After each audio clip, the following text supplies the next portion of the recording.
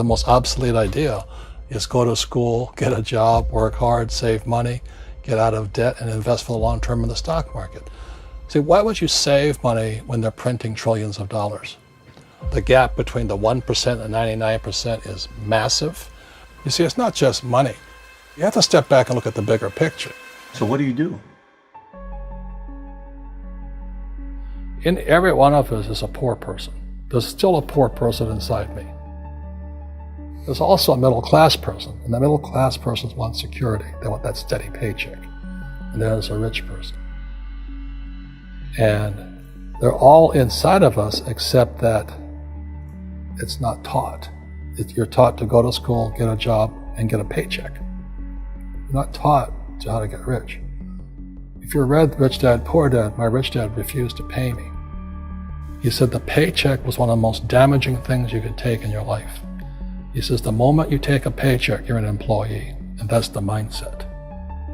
So my rich dad never paid me. It drove my poor dad, government employee, nuts. You gotta pay people, you gotta pay people. And Rich Dad was not saying that the paycheck was bad. He says you didn't want to be a slave to money. So as an entrepreneur, if Rich Dad folded, I just started another company. I don't need a paycheck. I don't need anybody to take care of me. If my government doesn't like me, I move to another country because they need entrepreneurs there. So the entrepreneur is not so much the business. The entrepreneur is really the mindset and the skill sets and the different set of rules. You see, I don't operate, small business does not operate in the same rules as big business. Entrepreneur is a mindset first, a skill set, and rules. And depending upon whether you're an employee or a small business, the rules are different. The mindsets are different, the skill sets are different. If you could say one thing to somebody who's never been an entrepreneur and they're thinking about making the leap of faith into becoming an entrepreneur, what could you tell them? Well, I'll just tell them the same thing that happened to me. My last paycheck, I still remember it clearly. It was one of the worst and the best days of my life. And I was in Puerto Rico. I was working for Xerox, and my boss gave me my last, it wasn't a paycheck, it was a bonus check. I think it was about $30,000 taxable. It's the only problem with that. So I got this check and I went, holy mackerel. You know what I mean? So I was excited, but I was also disturbed. And so this other guy comes up to me, his name was John, and John says to me, he says, you're gonna be back. I said, why? He says, because you're gonna fail. I looked at him and said, look, few expletive words, because that's what he did. He left Xerox, failed, and he came back. And I said, look, you failed and you came back, but I'm gonna fail and I'm never coming back. And that's the attitude. Do you know what I mean? If you say, well, if I fail, I'll go back to mommy and daddy, then that's what you'll do. So if you fail, that's when I became an entrepreneur, because I had no money. I had no money for years. I didn't have a paycheck. But that's what my rich dad encouraged me to do. He says, when you don't have this paycheck, you get hungrier, smarter, and it's a test of your character. Will you become a crook? Will you become dishonest? Will you cheat and steal? Or will you become a better human being? So really, that's the benefit of becoming an entrepreneur, is you really find out who you are when you don't have anything. So you always have to look at the big picture. Too many people look at, well, what's going to happen to me? When you look at the big picture, you're also going to know that when something bad happens, something good's going to happen. But you got to prepare for whatever is coming. If you think next 20 years will be like the last 20 years, you're going to get creamed. When you and I go to the supermarket and we buy a carton of milk, we always check for the expiration date. But most people do not check for the expiration date on their brains. Instead of get out of debt, I get into debt. I just refinanced $300 million in debt. I went from 5% to 2.5% interest. I made a fortune. Every month, more money comes in because my cost of money has gone down. So while some financial experts are saying get out of debt, I'm saying learn how to use debt. See, when I came back from in Vietnam in January of '73, the first thing my rich dad said to me was go to school to learn how to invest in real estate. It wasn't real estate, it was how to use debt and taxes. Debt and taxes make the rich richer. Debt and taxes make the poor, the middle class, poor. So all the rich guys who are doctors and lawyers or, those guys, they're getting creamed and they don't know why. Doctors are getting creamed. Oh yeah, they make it more money, but the take home is less. Sure. My doctor just yelled at me. He was happy. He says, "Oh, guess what? I finally made $1 million." And I said, "Yeah, this was just 3 weeks ago." And so I said, "Yeah, well, how much you pay in tax?" He says, $750,000 in taxes. So his net was about $400,000. That's not bad. But when I make $1 million, I keep $1 million. And the reason is because I don't make it by working for money. See, if you work for money, you're taxed. So that's why lesson number 1 in Rich Dad, Poor Dad is the rich don't work for money. What we do instead is we create businesses as entrepreneurs. We acquire real estate. I don't invest in the stock market. Okay? So the reason is because as entrepreneurs, I have more control over my income, how much I make, and how much I pay in taxes. And because I'm an entrepreneur as well as an investor in real estate, I pay 0 tax. So every time I make, let's say, $1 million as an entrepreneur, I immediately invested in real estate and I have a 4-to-1 step up. So I put $1 million in real estate, I get $4 million from the bank. That's why I love banks. But the banks are screwing everybody else, terrible, but it's good for me. That's why you say when you print, it's good for you, but when you print, it's bad for people that work for money. Because when you print, savers get creamed and people who work for money get creamed. When they print, debtors get rich.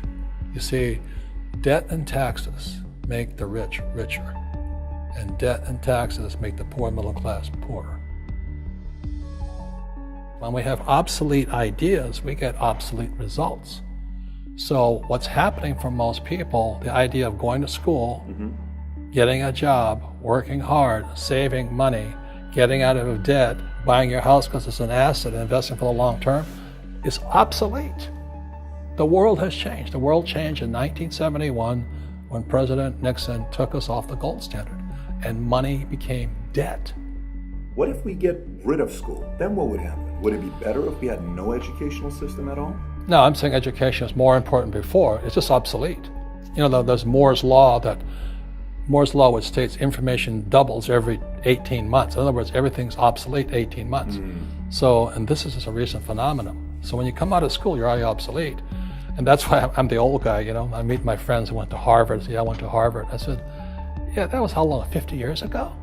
Today, the banks are charging you interest to save money. In other words, banks don't want your money because they printed too much of it.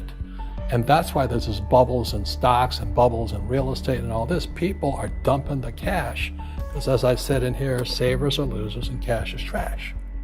And yet people are, well, I want a high-paying job. Well, that's an obsolete idea. Get out of debt is an obsolete idea. You should learn how to get into debt, how to use debt to get rich, and they'll never teach you about taxes. The reason the 1% is way up here and the 99% are going this way is because when you print money, 2 things happen: inflation and taxes. It's crushing them. And any entrepreneur thinks, I'm just going to make money, I'm going to start a business and make a lot of money because of what we talk about. They really have got to smell the roses, man. That's not what the real entrepreneurs are doing. Most entrepreneurs, there's 28 million small business owners in America. 24 million are what are one-person entrepreneurs. They're called non-employee entrepreneurs. So and that's what happens is when people don't really understand what an entrepreneur does. So most big people are self-employed, but they're not really entrepreneurs. The self-employed pay the highest taxes of all, and nobody tells them that. Yeah, it's also called the entrepreneurial spirit, but what we were actually talking about was there's no such thing as a bad economy. There's external, you and I, we all have an external economy, but we also have an internal economy, and the willpower is to change our internal economy. So for me, I can see the good and I can see the bad. I don't really give a damn because I'm going to be rich anyway. But a poor person with a poor personal economy, all they're going to see is a bad economy because they don't know how to make money in any economy.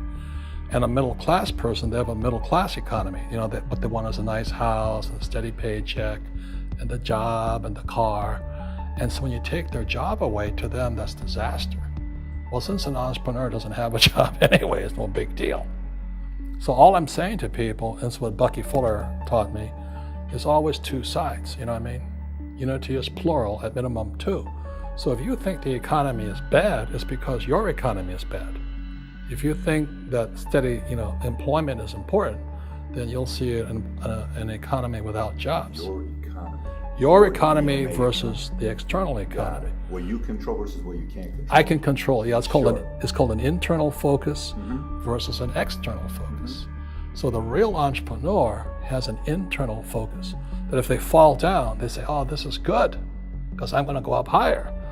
The average person will fall down and say, "Oh, I'm going to take some Prozac," or somebody has a mistake. So, "Oh, the mistakes don't matter." Well, mistakes matter. It means you didn't know something. But a real entrepreneur, whether they fall down, they always can go up. They can stand back up and go higher. That no matter what happens to them, they get stronger and better and smarter and happier. But a person with a weak internal mindset is that they're so afraid of what happens, it generally happens. Like, people who are afraid of losing their jobs, they generally lose their jobs. You know what I mean? Yeah, so everything comes through you. Yeah, so the entrepreneur first job is to control inside here, not outside there. The moment you take that paycheck, you're an employee. You've got to be stronger than that. It's about inside control.